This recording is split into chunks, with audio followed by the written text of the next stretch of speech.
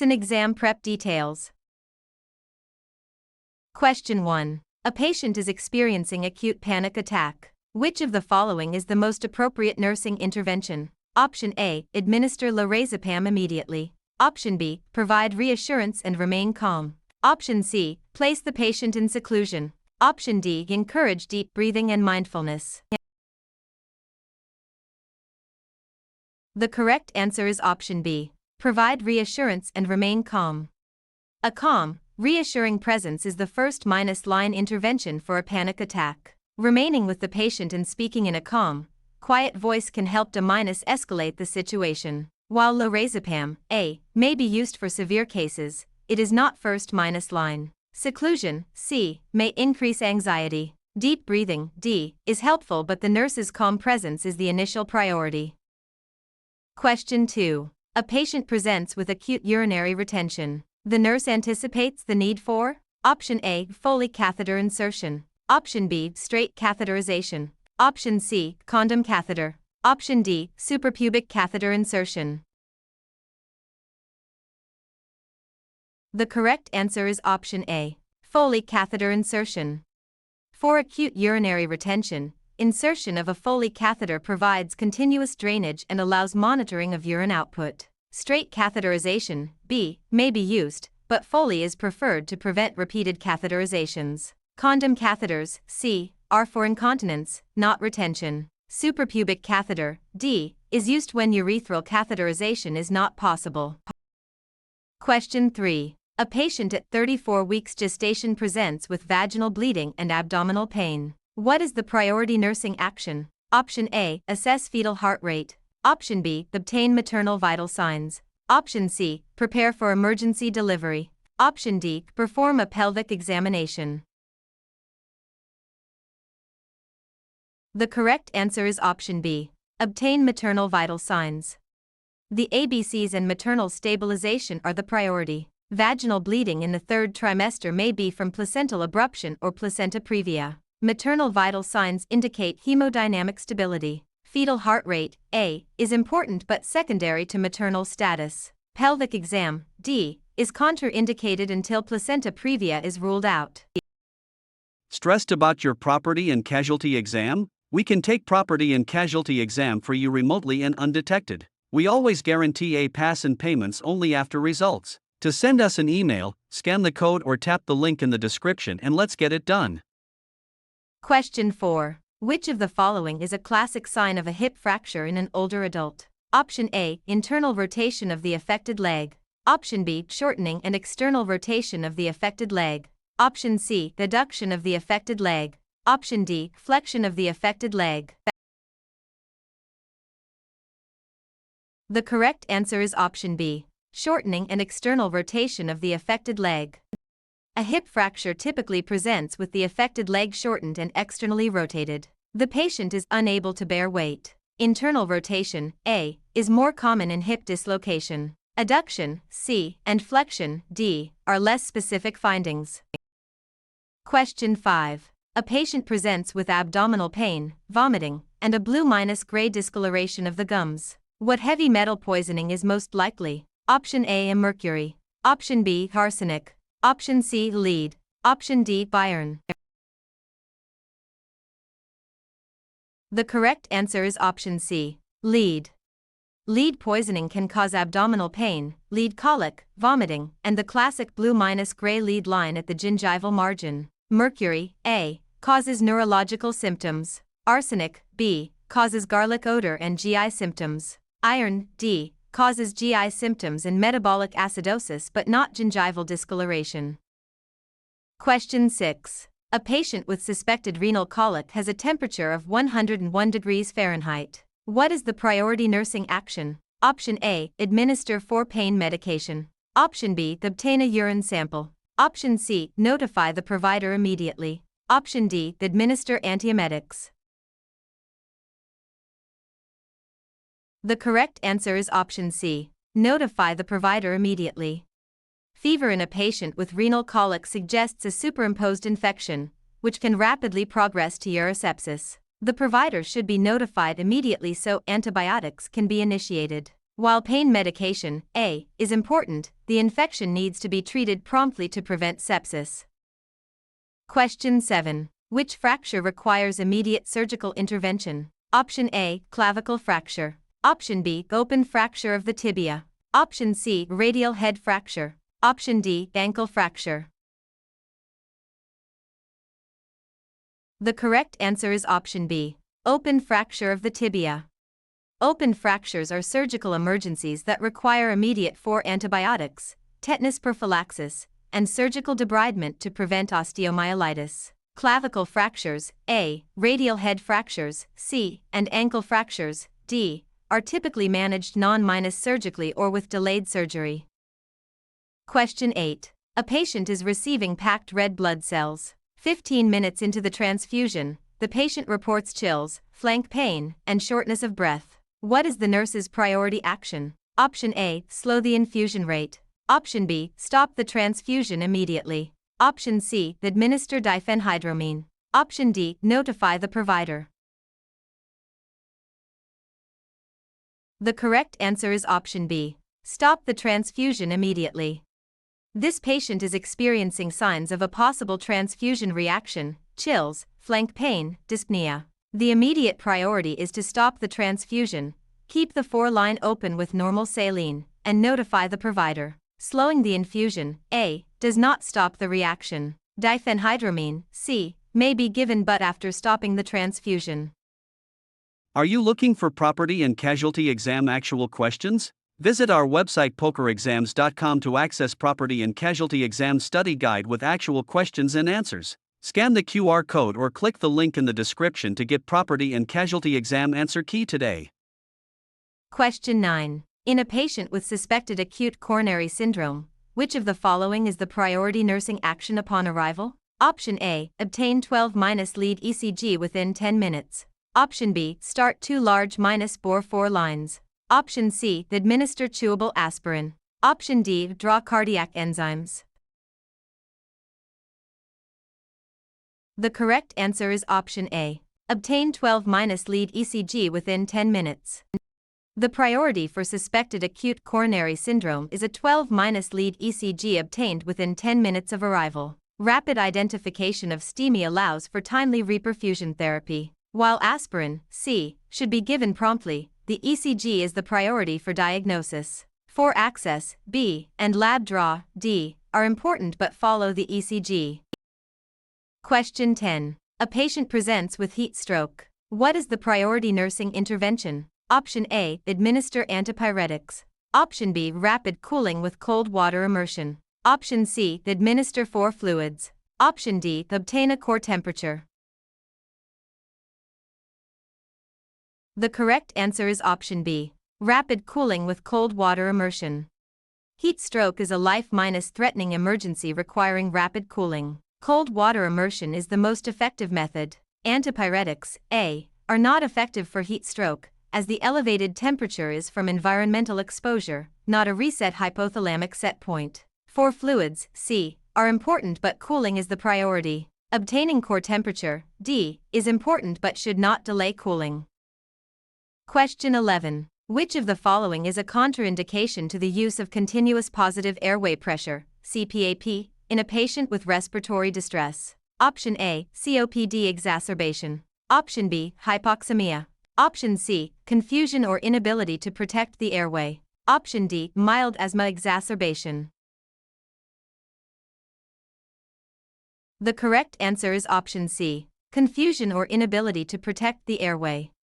CPAP requires a patient who can protect their own airway. A confused patient or one with an unprotected airway is at risk for aspiration and should not receive CPAP. COPD exacerbation, A, is an appropriate indication, as are hypoxemia, B, and asthma exacerbation, D, with caution.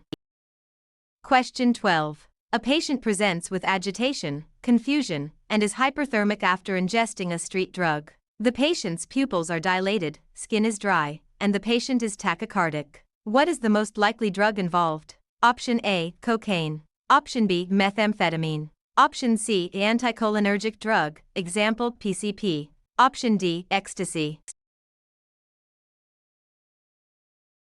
The correct answer is option C, anticholinergic drug, example PCP. The anticholinergic toxidrome is characterized by red as a beet, dry as a bone, hot as a hare, blind as a bat, mad as a hatter, flushed skin, dry skin, hyperthermia, mydriasis, dilated pupils, and delirium. Cocaine, A, and methamphetamine, B, cause tachycardia but also diaphoresis and constricted or dilated pupils depending on the stage. Ecstasy, D, can cause similar symptoms but typically also includes diaphoresis. Question 13. A patient presents with a chief complaint of suicidal ideation. Which of the following questions would be a priority for the nurse to ask? Option A, do you have a plan? Option B, what medications do you take? Option C, do you live alone? Option D, have you attempted suicide before? The correct answer is option A. Do you have a plan? When assessing a patient with suicidal ideation, determining if they have a specific plan, means, and intent is the priority. This directly addresses the patient's immediate risk. Other questions, B, C, D, are relevant for history but do not assess imminent risk as directly.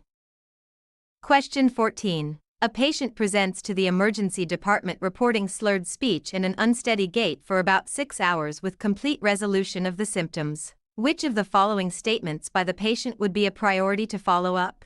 Option A, I haven't been able to refill my blood pressure medication for a few weeks. Option B, I use cannabidiol, CBD, edibles to help me sleep.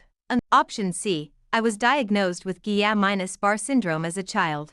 Option D, my grandmother had rheumatic heart disease. The correct answer is option A. I haven't been able to refill my blood pressure medication for a few weeks. This patient's symptoms describe a transient ischemic attack, TIA. Uncontrolled hypertension is a major risk factor for future stroke and requires immediate intervention. While CBD use, B, may be important, it is not as critical as uncontrolled hypertension for TIA management. Guillain-Barré, C, can cause similar symptoms but is not the priority. Family history of rheumatic heart disease, D, is less relevant. Question 15. A patient with heart failure presents with acute pulmonary edema. The nurse anticipates which initial medication? Option A, for furosemide. Option B, for morphine sulfate. Option C, for nitroglycerin. Option D, for dobutamine. The correct answer is option C, for nitroglycerin. For acute pulmonary edema, for nitroglycerin is often the first line medication as it causes venous and arterial vasodilation, reducing preload and afterload, and quickly relieving symptoms. Furosemide, A, is used for diuresis but takes longer to work. Morphine, B, is used cautiously and is not typically first line. Dobutamine, D, is for cardiogenic shock with low cardiac output. Question 16. A patient is brought in with a nail gun injury to the chest. What is the priority nursing action? Option A, remove the nail. Option B, apply pressure to the wound. Option C, obtain a chest X-ray. Option D, assess for pneumothorax. The correct answer is option D, assess for pneumothorax. A nail gun injury to the chest can cause pneumothorax, hemothorax, or cardiac injury. The priority is to assess the airway and breathing. The nail should not be removed, A, as it may be tamponading a bleeding vessel. Pressure, B, may be applied but the priority is assessment. Chest X-ray, C, will help determine injury but follows assessment. Question 17. A patient who is intubated and mechanically ventilated has a sudden decrease in SpO2 from 95% to 85%. The ventilator alarms are sounding with high peak pressures. What is the first action? Option A, increase VO2. Option B, assess for a disconnection. Option C, manually ventilate with a bag-valve mask. Option D, suction the endotracheal tube. The correct answer is option C, manually ventilate with a bag-valve mask. When an intubated patient experiences a sudden drop in SpO2 with high pressure alarms, the immediate action is to disconnect from the ventilator and manually ventilate with a bag-valve mask, BVM. This allows assessment of breath sounds, compliance, and tube patency. Increasing FiO2, A, may help briefly but does not address the underlying issue. Suctioning, D, may be needed later. A disconnection, B, would cause low minus pressure alarms, not high pressure. Question 18. A patient has a Glasgow Coma Scale, GCS, score of 7. What does this indicate? Option A. The patient is neurologically intact. Option B. The patient has a moderate brain injury. Option C. The patient has a severe brain injury. Option D. The patient is brain dead. The correct answer is option C. The patient has a severe brain injury. GCS scores are interpreted as 13-15 mild brain injury, 9-12 moderate brain injury, and 3-8 severe brain injury. A score of 7 indicates severe brain injury requiring intubation and ICU care. This patient is not intact, A, does not have moderate injury, B, and is not brain dead, D. Stressed about your property and casualty exam? We can take property and casualty exam for you remotely and undetected. We always guarantee a pass and payments only after results. To send us an email, scan the code or tap the link in the description and let's get it done. Question 19. A patient presents with acute pelvic pain, fever, and cervical motion tenderness, chandelier sign. What is the most likely diagnosis? Option A, ectopic pregnancy. Option B, ovarian torsion. Option C, pelvic inflammatory disease. Option D, appendicitis. The correct answer is option C, pelvic inflammatory disease. The classic triad of PID is pelvic pain, fever, and cervical motion tenderness, chandelier sign on bimanual exam. Ectopic pregnancy, A, would present with pain and bleeding but often no fever. Ovarian torsion, B, presents with sudden, severe unilateral pain without cervical tenderness. Appendicitis, D, presents with right lower quadrant pain. Question 20. A patient presents with severe right upper quadrant pain radiating to the right shoulder, nausea, and vomiting. The nurse anticipates a diagnosis of Option A, acute pancreatitis. Option B, acute cholecystitis. Option C, peptic ulcer disease. Option D, gastritis. The correct answer is option B, acute cholecystitis. The classic presentation of acute cholecystitis is severe right upper quadrant pain radiating to the right shoulder or back, Care's sign, along with nausea and vomiting. Acute pancreatitis, A, pain is epigastric and radiates to the back. Peptic ulcer disease, C, is epigastric pain. Gastritis, D, is epigastric burning or pain. Question 21. A patient with a history of DVT presents with sudden onset of chest pain and dyspnea. What is the priority nursing action? Option A, administer oxygen. Option B, obtain a 12-lead ECG. Option C, prepare for CT angiography. Option D, administer heparin. The correct answer is option A, administer oxygen. The ABCs are the priority. Administering oxygen to treat hypoxemia is the first step. ECG, B, is used to rule out me but is secondary. CT angiography, C, is diagnostic but not the priority. Heparin, D, is treatment but follows oxygen and diagnosis. Question 22. A patient presents with sudden onset of sharp chest pain and dyspnea following a long flight. What is the most likely diagnosis? Option A, spontaneous pneumothorax. Option B, pulmonary embolism. Option C, acute coronary syndrome. Option D, pericarditis. The correct answer is option B, pulmonary embolism. This patient has risk factors, prolonged immobility from a long flight, and classic symptoms of pulmonary embolism, sudden dyspnea and pleuritic chest pain. While spontaneous pneumothorax, A, can cause similar symptoms, the history of prolonged travel makes PE more likely. ACS, C, presents with chest pressure with radiation. Pericarditis, D, pain is positional.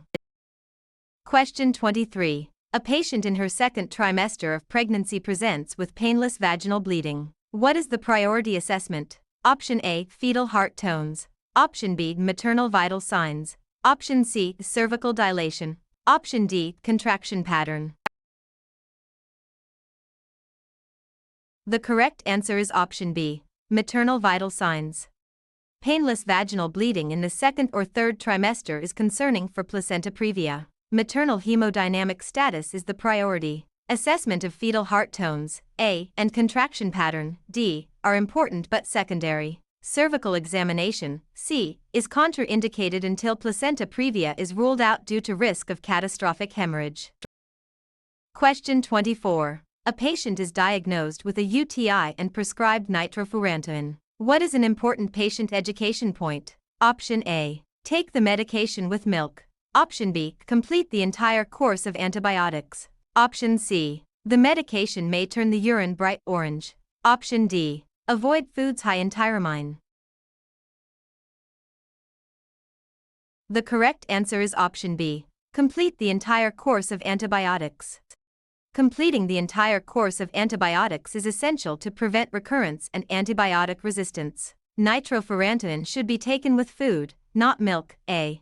It may cause brown or rust-colored urine, not bright orange. C. Tyramine avoidance, D, is important for MAOI medications. Question 25. A patient is diagnosed with bacterial meningitis. The nurse anticipates the following finding on physical examination. Option A, positive Kernig's sign. Option B, positive Hohmann's sign. Option C, positive Brzezinski's sign. Option D, both A and C. The correct answer is option D, both A and C. Kernig's sign, resistance to passive leg extension with the hip flexed, and Brzezinski's sign, involuntary hip flexion with passive neck flexion, are classic signs of meningeal irritation in bacterial meningitis. Both may be present. Hohmann's sign, B, is associated with deep vein thrombosis.